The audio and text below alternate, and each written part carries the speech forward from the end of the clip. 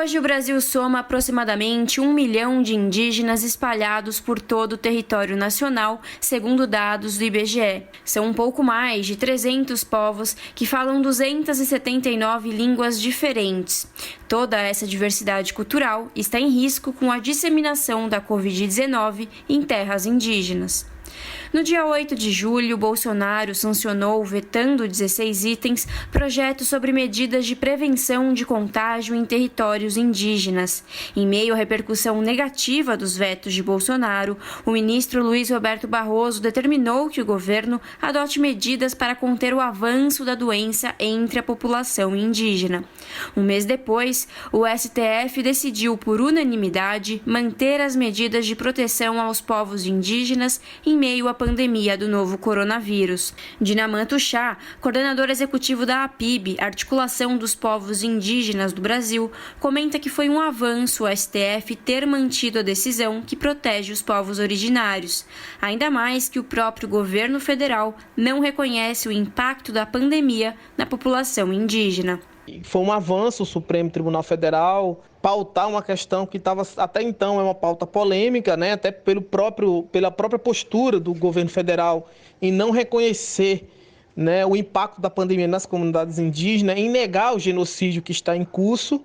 E nos votos dos ministros eles deixaram muito bem claro, né, o contexto genocida que os povos indígenas estão vivendo. Deixou bem claro que há, sim, né, uma omissão do Estado brasileiro. Não é à toa que na decisão eles pedem, né, a apresentação do plano, né, bem como medidas a serem tomadas em caráter de urgência. E tudo isso não é um reconhecimento, né, da luta dos povos indígenas em implementar ações estruturantes, já que o executivo, né, e sua estrutura estatal não vinha cumprindo e não vem cumprindo com suas funções institucionais. Pelo contrário, vem acirrando ainda mais o discurso do ódio, vem acirrando ainda mais, né, botando a população brasileira contra os povos indígenas, mesmo em contexto de pandemia.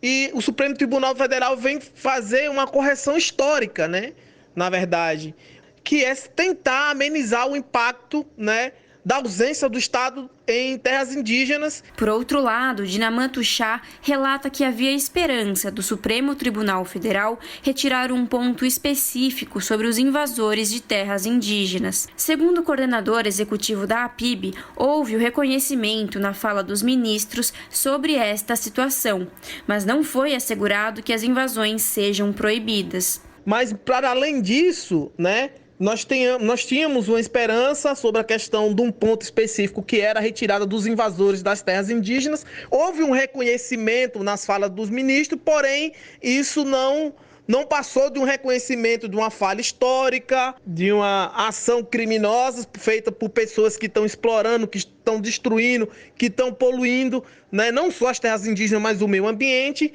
mas não foi assegurado de uma forma mais concreta, né, a retirada desses invasores das terras indígenas. Adelar Kupczynski, advogado e assessor jurídico do Conselho Indigenista Missionário, comenta que desde sua candidatura, Bolsonaro já mencionava que não faria política para a população indígena e que desde sua posse, a situação dos povos indígenas só se agravou. O governo Bolsonaro, né, ainda quando candidato, né, o Bolsonaro já dizia que não iria atender as populações indígenas, que não iria demarcar terras e que não então atenderia devidamente.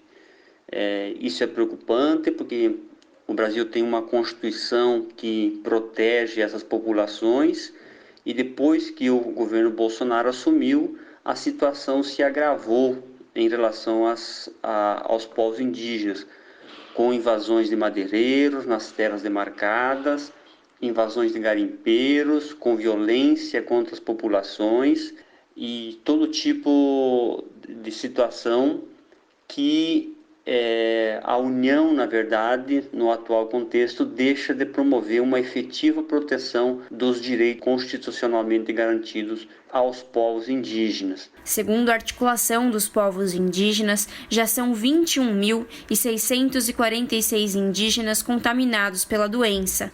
Dinaman Tuxá diz que, embora o STF tenha decidido que a população indígena deve ser protegida contra a Covid-19, o Estado é inoperante em relação a políticas de enfrentamento ao vírus.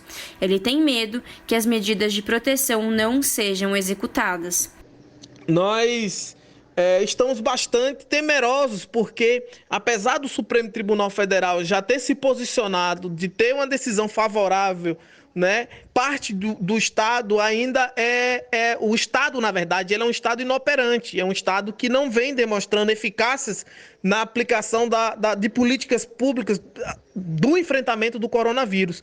E esse enfrentamento, né, requer uma união de forças, desde da comunidade científica, a própria sociedade civil, e o Estado hoje, né, a União, o Executivo se omite, se esconde e decide de forma autoritária quais são as medidas que vão ser aplicadas, desconsiderando toda a comunidade científica e toda a mobilização social. Mesmo com uma decisão do Supremo Tribunal Federal, nós estamos temerosos que não haja cumprimento, né, da decisão do Supremo Tribunal Federal. Larissa Borer, Rádio Brasil Atual. Você está ouvindo Jornal Brasil Atual. As notícias que os outros não dão.